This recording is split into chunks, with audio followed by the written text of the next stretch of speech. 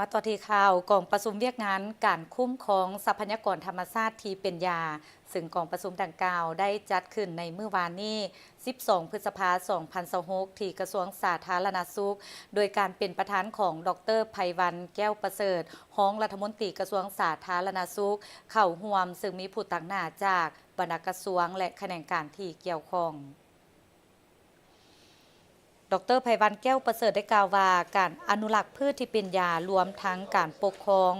รวมทั้งการปกป้องอนุรักษ์ภูมิปัญญาการยาและการแพทย์พื้นเมืองแม้ได้ถูกกำหนดเข้าในนโยบายของกระทรวงสาธารณสุขเป็นต้นนโยบายแห่งชาติด้านยา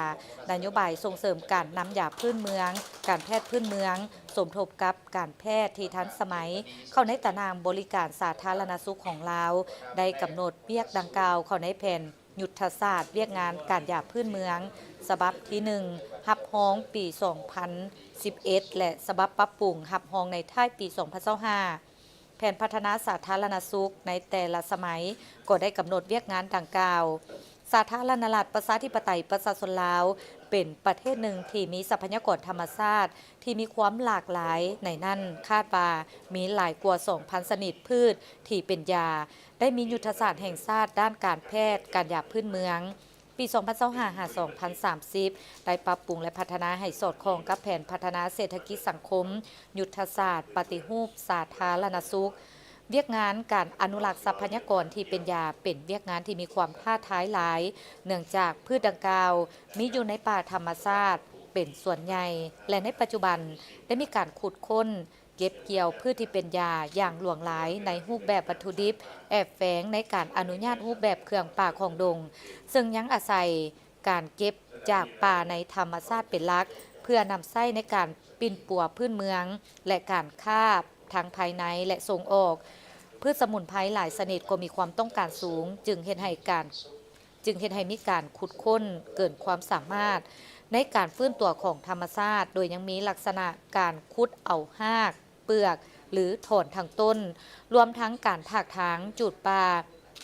ซึ่งส่งผลให้พืชหลายชนิดลดจำนวนลงและเสี่ยงต่อการสูญพันธุ์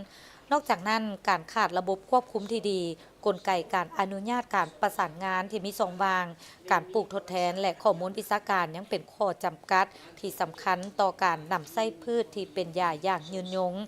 เพื่อแก้ไขสภาพการดังกล่าวภาครัฐได้มีความพยายามในการปกป้องคุ้มครองและอนุรักษ์ทรัพยากรพืชที่เป็นยาโดยผ่านการวางนโยบายกฎหมายและมาตรการคุ้มครองป่าไม้